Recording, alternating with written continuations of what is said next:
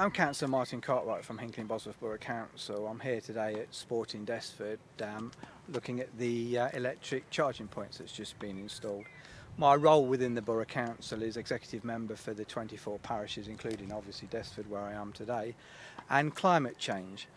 One of the most important parts of climate change and the environment going forward will be the use of electric cars. Just recently, the Hinckley and Bosworth Borough Council have installed some electric charging points in the town centre car parks, which is a massive improvement, and they're being well used. Part of people's well-being with climate change is obviously sport, leisure and recreation, and the site does very well in that area with the different sport activities that take place here. But now we have an electric charging point, so you can arrive at Sporting Desford in your electric car and have it charged whilst you're looking after your well-being yourself in the sporting activities.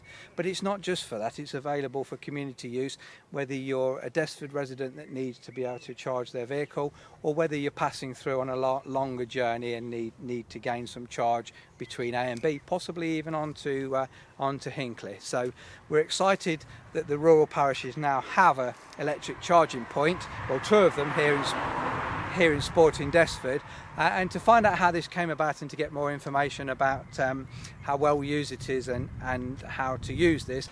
I'm joined today by Jim Horton from Sporting Desford, and I'm interested in the electric charging points that you've just installed. So how did they come about, Jim, and who did you get the funding from?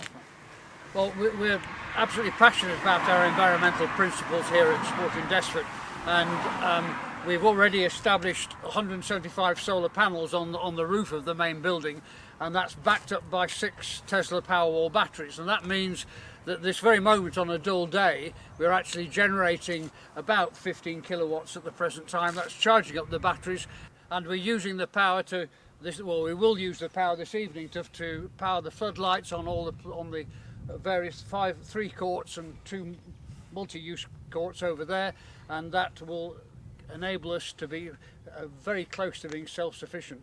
And in fact, over a year we are actually generating more electricity than we're actually using, so we actually supply the grid with surplus power, and obviously some of that will be used by this charging point, which is our latest endeavour and in terms of our environmental purposes. So Jim, you've just said that your electricity that's generated from the solar panels uses lights at the evening, so there's surplus energy there that goes back into the grid. Does that make you carbon neutral now? Well, in terms of electricity, yes it does, but of course we still heat the building with gas. So my estimate is that over the past 10 years we've actually managed to halve our carbon footprint, and we want to go even further. And of course the charging point is just one extra element in that process. And this, as I've already explained, is very exciting to me as climate change executive member and for the rural parishes that are able to use this. But they're not cheap to put in, are they, Jim? So no. How did we go about, last time I was here, it was a beautiful new car park, but there weren't any electric charging points. So how did we end up with this little baby? The first part was we applied to the Borough Council for a Parish and Community Initiative Fund grant, which was the basis of the grants. On top of that we got a substantial grant from the Parish Council, and then finally we got a grant from the Maud Elkington Charitable Trust, and that has actually funded the whole operation. Since it's been installed, how well used would you say it is?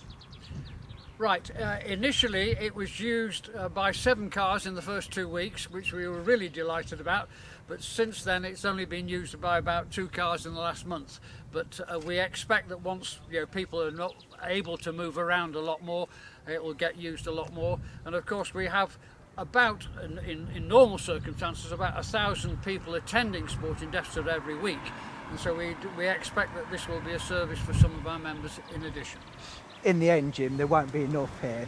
We know that, don't we? So Chris has kindly offered to come along with his electric car this afternoon and demonstrate to me how this all works. So good afternoon, Chris. Good afternoon. Yes, thank you for bringing your electric car along. So how does this all work in connecting up your car up to this point in Desford? First of all, connect it to the vehicle, and then the charging point.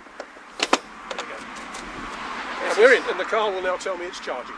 So there is an app, and obviously you register for that. That's all done in advance, and now your car is as simple as connecting this wonderful lead, and the car is now being charged. And once it's connected and charging, you cannot disconnect the lead.